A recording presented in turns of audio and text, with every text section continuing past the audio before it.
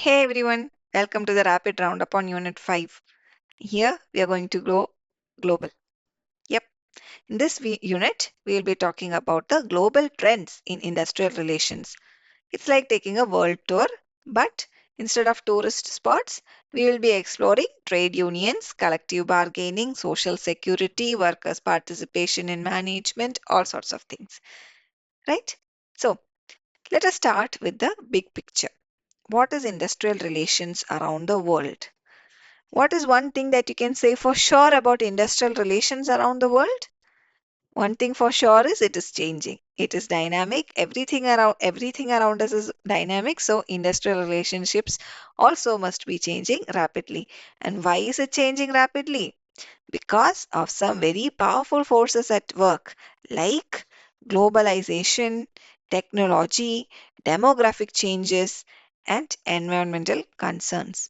The International Labour Organization, we have met them in earlier units, they actually call these four factors as the key drivers that shape the world that we work in today. With automation, AI, gig work, and hybrid models becoming quite common, the traditional 9 to 5 job with a fixed desk and a fan above our head is no longer the norm in many places. And this is also reshaping how employers and workers interact across the globe. Now, when we talk about the global trends, we cannot ignore trade unions. Trade unions, which once used to be very powerful in many parts of the world, are now facing newer challenges. Like, for example, in Europe and North America, union membership is going down. Why? One of the main reasons is because of the rise of flexible jobs and contract work, which is very hard to organize. But let's not write off unions just yet. Because in countries like India, Malaysia, Brazil, South Korea, even Australia and New Zealand, unions are still quite active and they are relevant also. In fact, some unions have even modernized and gone digital. They hold Zoom meetings, they create memes for worker rights, right? I mean, who said activism can't be taken online? The organizations that coordinate these trade unions at the global level includes some of the big players and some of them you might have heard also, like the ITUC, International Trade Union Confederation, ITUC, International Trade Union Confederation. Then the World Confederation of Labor, WCL. Regional bodies like ITUC Asia Pacific, ITUC Africa, then TUCA in America, and European Trade Union Confederation in Europe. All these are some of the organizations that coordinate trade unions at the global level. Their mission is to promote workplace democracy, uh, equality in everything related to workers, human rights, solidarity among workers. Like so, basically, these guys are like the avengers for workers' rights. One of the key things that unions fight for is collective bargaining. That is one of the key themes.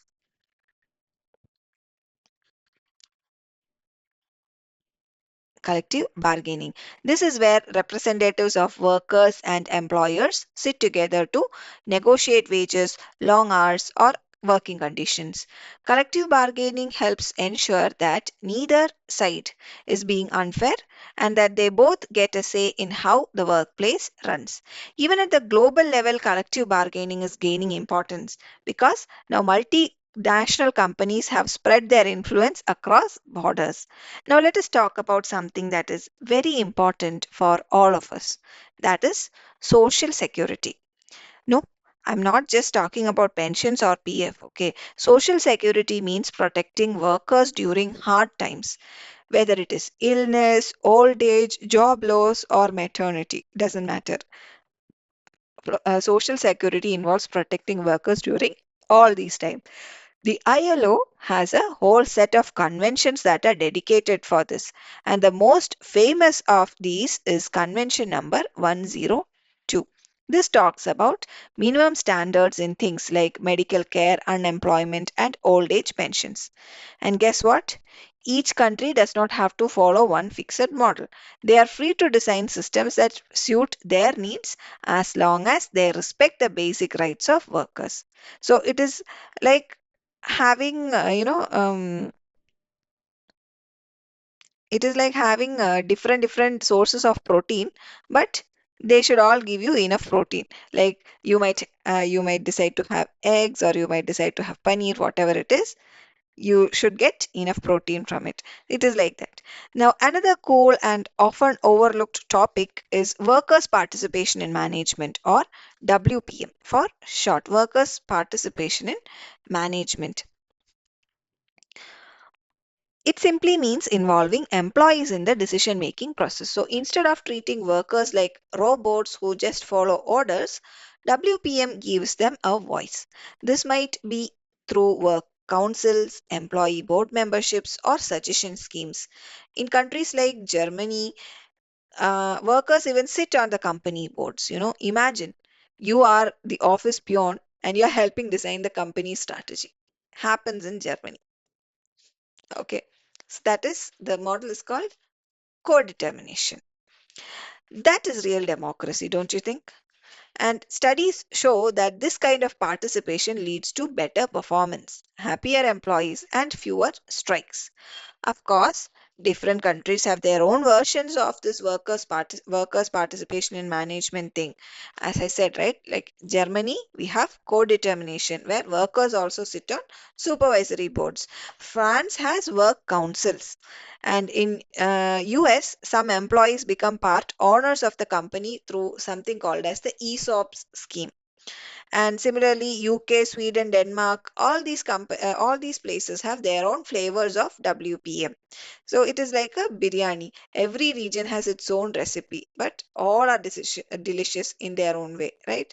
Whether it is talapakatti biryani, Hyderabadi biryani, Kozhikode biryani, whatever it is. Biryani is a different vikaram, right? So what is changing globally in trade unions and collective bargaining? Economic pressure is changing, right?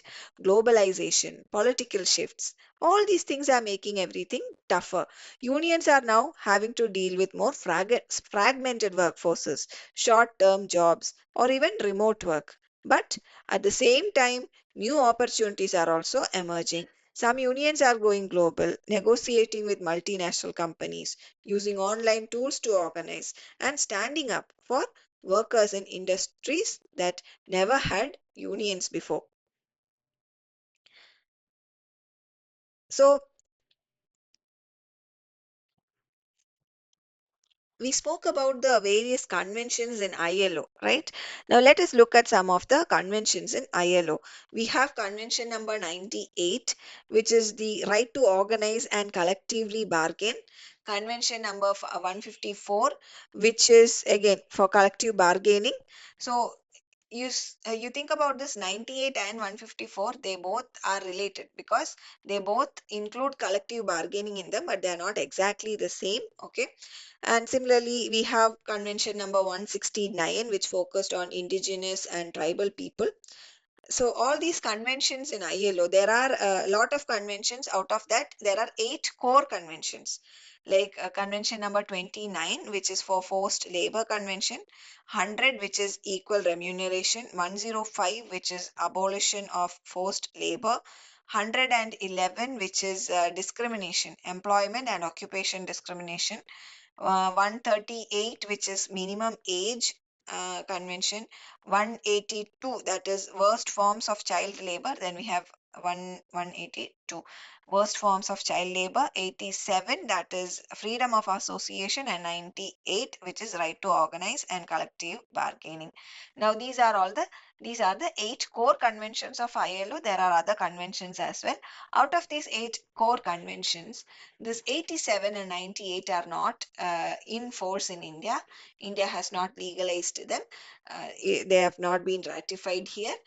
That is because there are laws already in our constitution which gives similar rights. So we have not ratified this and made things complex. Apart from that, all these other what you can say, all these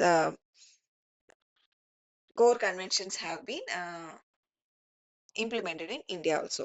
Now let us look at, so we spoke about this 98, 154 and 169. These three are not in force in, I mean, not ratified exactly as was given by ILO in India. So, but still let us, look at this since it is mentioned in our syllabus. Let us look at these ILO conventions in short.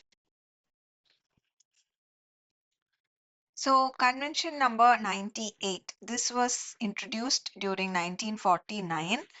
It is titled Right to Organize and Collective Bargaining Convention. It protects the rights of workers to unionize and promotes collective bargaining also. It prohibits any kind of anti-union discrimination and any form of employer interference in trade unions. So basically, it supports the freedom of association. It promotes fair negotiation between employees and employers. It strengthens industrial peace and labor management cooperation. As I said earlier, this is not ratified in India. Ratified means it is not formally approved or confirmed in India because this convention has its limitations, because especially government employees have limitations on collective bargaining. That is the reason why India has not formally approved or confirmed this convention in India. Coming to convention number 154, this was introduced in 1981. It is titled Collective Bargaining Convention. It promotes voluntary collective bargaining between employers and workers in order to improve their working conditions. So it also encourages government to support negotiation systems and protect the bargaining rights. It builds a healthier employee-employer relationship through mutual agreement. Again, just like the Convention 98, this is also not ratified in India.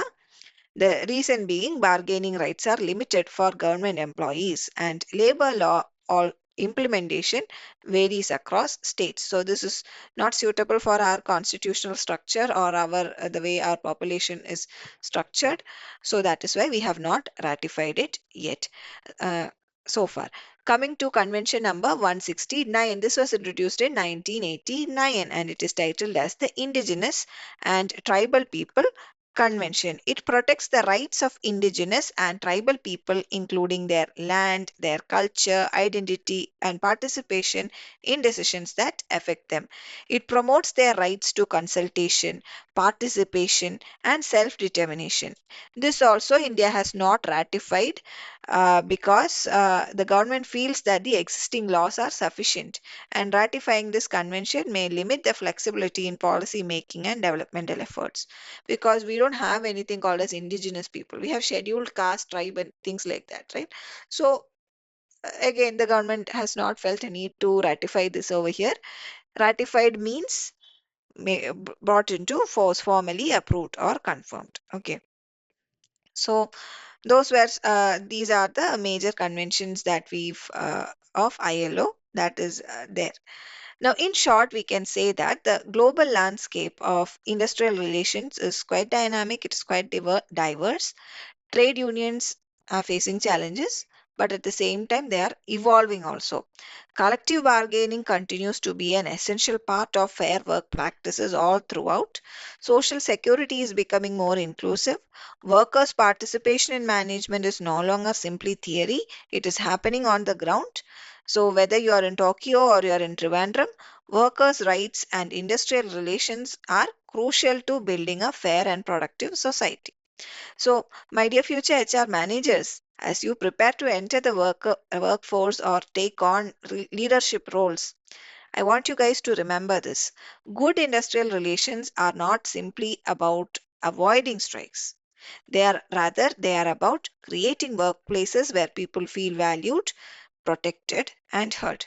And if you ever doubt that HR can make a difference, then just remember, happy workers are what build strong businesses. And unhappy workers, they build they build unions. Okay. So I hope this session helped you progress in your term and examination preparation. And until we meet again, happy learning.